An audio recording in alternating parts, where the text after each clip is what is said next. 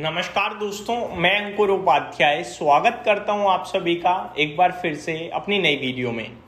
दोस्तों, RBI policy के बाद बाजार में लगातार गिरावट चल रही है और सिचुएशन ऐसी है कि निफ्टी अभी 100 पॉइंट्स ऑलमोस्ट नीचे दिख रहा है आपको स्पॉट में और बैंक निफ्टी करीब 400 पॉइंट नीचे दिख रहा है स्पॉट में।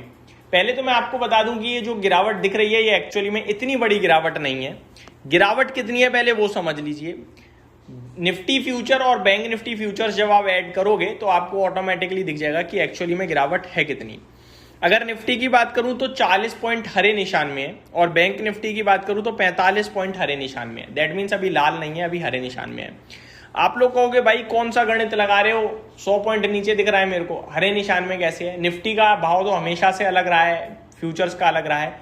तो देखो अलग कैसे होता है। मान लो निफ्टी 24,500 पे खड़ा है स्पॉट में और 100 पॉइंट नीचे है, तो हो सकता है निफ्टी फ्यूचर्स 24,570 पे हो लेकिन 100 पॉइंट नीचे होंगे। ये 70 पॉइंट कॉल्ड प्रीमियम, क्योंकि वो फ्यूचर है तो वो प्रीमियम है, मंथ के एंड तक वो जीरो होगा। ठीक है, यहां पे क्या है, निफ्टी 100 पॉइंट नीचे है और फ्यूचर 40 पॉइंट ऊपर है। That is not premium, that is the difference. और एक्चुअल भाव क्या है इस समय जो फ्यूचर का है? 3 अगस्त से पहले एक्चुअल भाव होता था जो स्पॉट में है, फ्यूचर्स का भाव एक्चुअल भाव नहीं था। लेकिन 3 अगस्त से अब जो असली भाव होता है वो फ्यूचर वाला काउंट करते हैं। क्यों? क्योंकि जो ये नया नियम आया है 3:15 पे कैश मार्केट बंद, जो एफएनओ में है वो वाली कैश मार्केट, जो कैश मार्केट है वो तो 3:30 तक ही है, जो फ्यूचर्स हैं वो 3:40 तक चलेंगे और उनका कैश 3:15 पे बंद हो जाएगा। क्यों? क्योंकि फ्यूचर्स में लिक्विडिटी ज्यादा है तो मैनिपुलेशन नहीं हो सकता। तो अब कैश की प्राइसिंग फ्यूचर्स के अकॉर्डिंग हो रही है। तो अगर फ्यूचर में निफ्टी 40 पॉइंट अभी ऊपर है तो जब 3:15 पे स्पॉट बंद होगा, यानी ये जो 100 पॉइंट अभी नीचे दिख रहा है ये अगले 3:20 25 पे फ्यूचर्स के अकॉर्डिंग अपने आप को जब सेटल करेगा तो लेवल्स आपको वही दिखेंगे जो फ्यूचर्स के हैं इस समय। Hope you understand.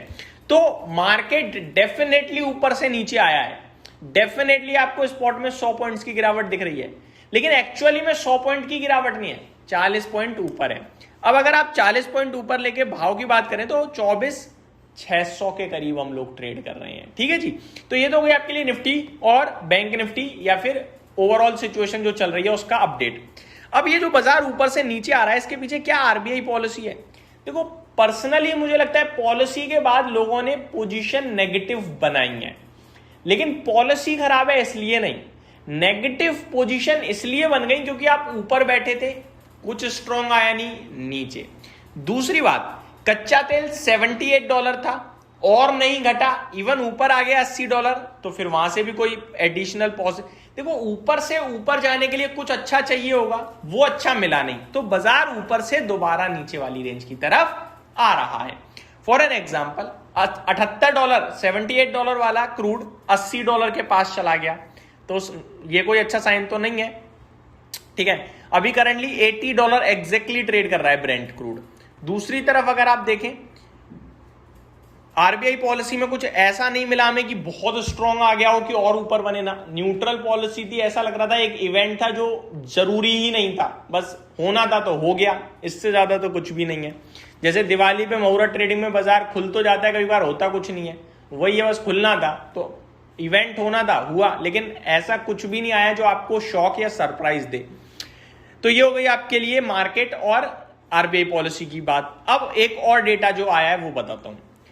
एचएसबीसी का इंडिया का पीएमआई डेटा आया है जो कि 53.1 से 53.3, तो ये तो अच्छा है, बड़ी है ग्रोथ। ठीक है, अगर पीएमआई कंपोजाइट डेटा की बात करी जाए, ये तो सर्विसेज था जो मैंने अभी आपको बताया, अब कंपोजाइट यानी सर्विसेज और मैन्युफैक्चरिंग को मिला के जो डेटा होता है वो 54.3 से 54.3 है, यानी एग्जैक्टली सेम है, no change at all. That means growth जो पहले थी वही अब है। हो सकता है सर्विसेज में बढ़ी हो और मैन्युफैक्चरिंग में घटी हो या वाइस वर्सा, लेकिन दोनों का मिलाकर एवरेज जो है वो इक्वली है, कोई बदलाव नहीं हुआ है, तो यहां भी कुछ नेगेटिव नहीं है।